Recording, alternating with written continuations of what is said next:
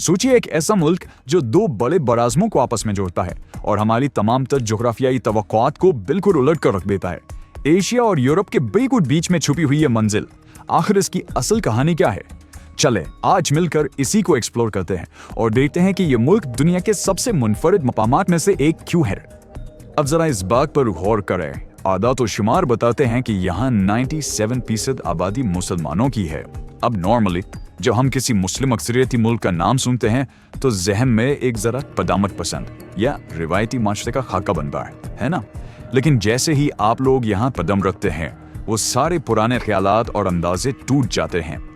ये जगह बिल्कुल किसी मॉडर्न यूरोपीय मुल्क जैसी फील देती है और यही वो तजाद है जो सयाहों को आते ही हैरत में डाल देता है। ये कल्चर शॉक सच में दिमाग घुमा देने वाला है। एक तरफ 97% मुस्लिम आबादी वाले एशियाई हकाइक हैं और दूसरी तरफ एक टोटली सेक्युलर आइन और एकदम मॉडर्न यूरोपियन लाइफस्टाइल। सड़कों पर निकलें तो कोई मान ही नहीं सकता कि ये वो जगह है जिसके बारे में हमने अभी आदाद-ओ-शुमार सुने थे। सड़कों का माहौल, लोगों का अंदाज, सब कुछ बिल्कुल आजाद और जदीद है। नक्शे पर देखें तो इस मुल्क का 95% हिस्सा बाकायदा एशिया में आता है और सिर्फ 5% यूरोप में। लेकिन मजे की बात यह है कि इसका कल्चर, इसकी इमारतें और लोगों का रोजमर्रा का अंदाज 95% यूरोपीय है। ज्योग्राफी और कल्चर का ये अजीबो-गरीब मिक्स इसे एक बेहद मिस्टीरियस और अट्रैक्टिव जगह बनाता है। और कैपिटल बाकू के बिल्कुल बीचों बीच आकर तो ये यूरोपीय फील एक अलग ही लेवल पर चली जाती है। आप यकीन करें, यहाँ बाकायदा एक लिटिल वेनिस बनाया गया है जो बिल्कुल इटली वाले वेनिस की कॉपी है।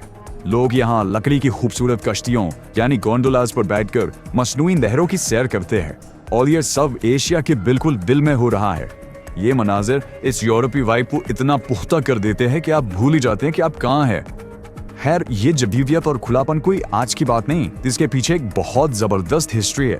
इस मुल्क के नाम अजरबैजान का असल मतलब ही पारसी और तुर्क जमानों में आग की हिफाजत करने वाले हैं। इसका कनेक्शन कदीम ज़रतुश्ती रिवायात से है जो आग की पूजा किया करते थे। दरअसल यहाँ जमीन से कुदरती गैस निकलती थी जो खुद ब खुद जलती रहती थी, तो पुराने वक्तों के लोगों ने इसे एक मुकद्दस और जादुई सरजमीन समझ लिया। अगर हम इसकी टाइमलाइन देखें तो इस खित्ते ने एक बहुत तेज और हैरानकुन सफर तय किया है। 550 कबल मसीह के दौर में यहाँ ज़रतुश्ती आग के पुजारी आबाद थे। फिर 7वीं सदी में यहाँ इस्लाम आया, उसके बाद सदियाँ गुजरी और ये सोवियत यूनियन का हिस्सा बन गया।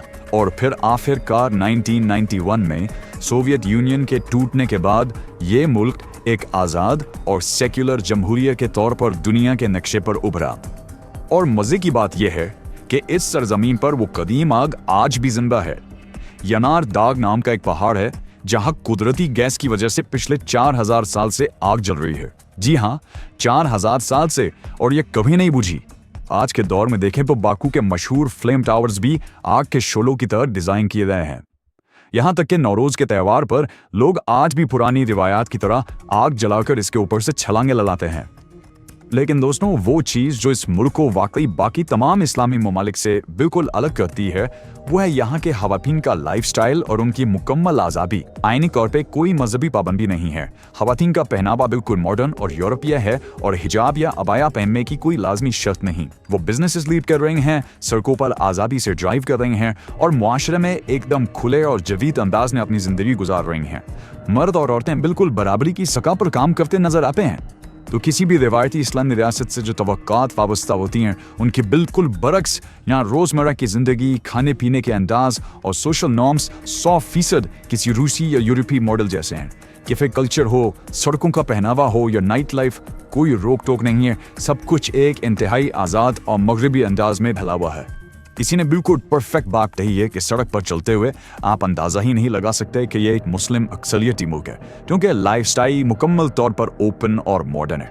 और सच पूछें तो यही वो मॉडर्न वाइब है और ये सेकुलर आज़ादी है जो इस जगह को तेजी से दुनिया भर के टूरिस्ट की फेवरेट डेस्टिनेशन बना रही है। अब जरा नाइट लाइफ और इस ओपन कल्चर की ज़मीनी हकीकत की बात कर लेते हैं। यहाँ अल्कोहल और शराब इतनी आम और इतनी खुलेआम मिलती है कि कभी कभी तो ये बोतल बंद पानी से भी सस्ती पड़ती है। यकीन माने, बाजारों में, रेस्टोरेंट्स में, हर जगह ये बेहद आसानी से दस्तयाब है।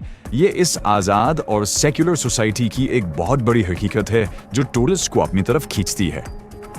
और इसी खुलेपन की वजह से यहाँ का पार्टी टूरिज्म जबरदस्त बूम कर रहा है।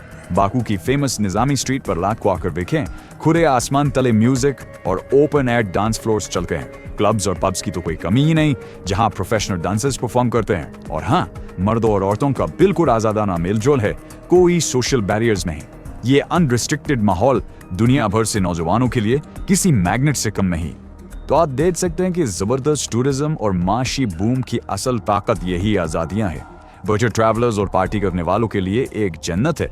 ये मॉडर्न और सेकुलर लाइफस्टाइल अब बाकायदा दुबई और तुर्की को कड़ी टक्कर दे रहा है और मुल्की मईशत को इससे जबरदस्त फायदा हो रहा है।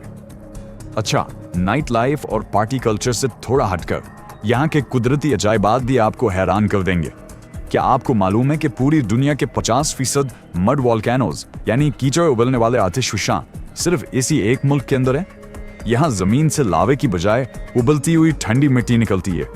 ये मंजर देखकर आपको ऐसा लगेगा जैसे आप किसी और सियारे पर आ रहे हों। और इससे भी ज्यादा अजीब एक और सियाहती एक्टिविटी है जिसे नाफ्तालान थेरेपी कहते हैं। लोग यहाँ बाकायदा काले हाम तेल यानी क्रूड ऑयल के बॉक्स टब में नहाते हैं। कहा जाता है कि 12वीं सदी में एक बीमार ऊंट तेल के चश्मे में गिर के ठीक हो गया था और तब से ये चला आ रहा है। आज से इस तेल में डुबकियां लगाते हैं ताकि उसके मिनरल्स जिस्म में जज्ब हों, और उनका दावा है कि इससे जिल्द और जोड़ों की 70 से ज्यादा बीमारियां गायब हो जाती हैं। कल्चर और फूड की बात करें तो हर मुल्क की तरह यहाँ की भी एक बड़ी ही अनोखी आदत है। यहाँ के लोग मीठे और लाल तरबूज को रोटी और मक्खन के साथ खाना बेहद पसंद करते हैं। है ना, एकदम अजीब सा कॉम्बिनेशन।